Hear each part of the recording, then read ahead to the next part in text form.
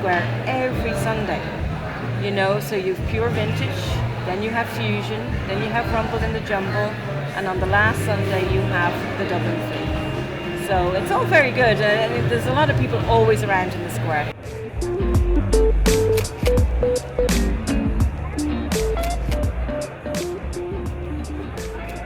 Been here now for 10 years, and the last 8 years I've been a regular. Cups and saucers and plates was my first thing that I started doing and selling them off. And then from there I went into other ceramics. Just built up a client basis, and people know what they want and they ask me to get it. Yeah, it's just general, what I can find out there around the country, at charity shops, at skips, anything. And then if it's, you know, I'll either repaint it, clean it up, repaint it and sell it on. This is my regular spot. I will always be here unless I keel over. I have a couple of contacts in the movie industry, and especially with the people in the prop department, and they're always looking for something. If I'm out and about, or if I know any of the dealers around here, any of the traders down here that might have it, I will buy it for them. A lot of my china they would rent for me. Just depends on what the budget is and what they're actually looking for. Yeah, mainly they buy it straight out.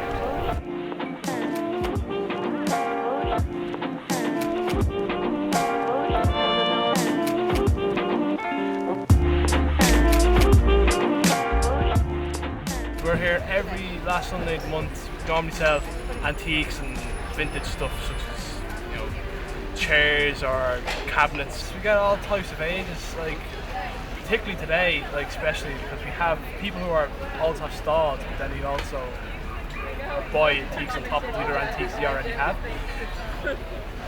Usually the younger people are the ones that want the big stuff. They kind of go for cabinets and lockers, or the really kind of high-end stuff.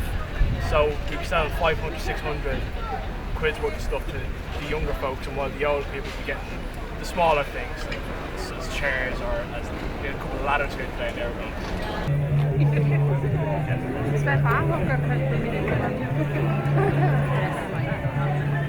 Rumble in the Jumble.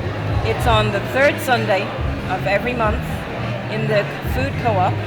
And it's brilliant because it means that you get a lot of people that have maybe bric-a-brac from their houses that want to sell them on and do clear outs, and you have people with collectible stuff and people with arts and crafts, and so we have a wide range of people coming to our venue on the third Sunday of every month in Newmarket Square, and it's only €20 for a pitch.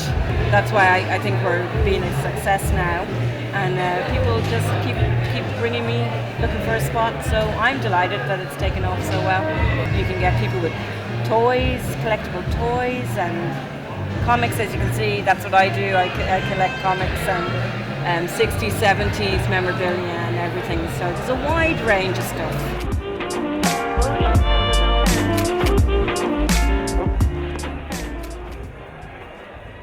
I take a stall at every flea market, and the organisers of the flea market asked me would I do an alternative market, which I do on the third Sunday of the month, which is the Brocon market.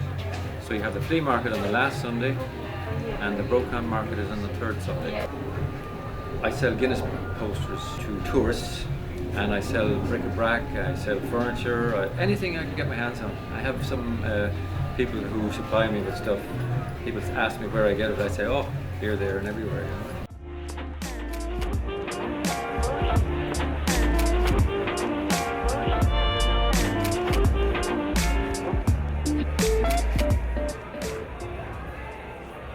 I'm Richard Hart. This is the Dublin Flea Market. I specialise in mid-century furniture and lighting and anything quirky and the unusual. I buy things mainly that I like. I have a shop in Dublin in the Antiques Quarter called Anonymous. We sell to people who are retired, young people. At the moment, mid-century is being used everywhere. It's like adverts, backdrops to chat shows. It's just very in vogue, and for us, people are realising the value in just quality furniture that's already stood the test of time, and people are getting sick of the throwaway culture of IKEA furniture. So yeah, it's huge interest at the moment, and it's been a passion of mine for, like, at the moment it's a bit of a fad and everyone's into it, but it's been a passion of mine for 20 years. Like, you know, I've been collecting. I've only been doing this for 5-6 years now, but yeah, I've been a collector for 20 or more years. Like, you know, so there is people like me, the die-hard people, when the fad goes, mid-century fad, which is big at the moment, there'll still be into it. So hopefully there'll still be a clientele for what I do.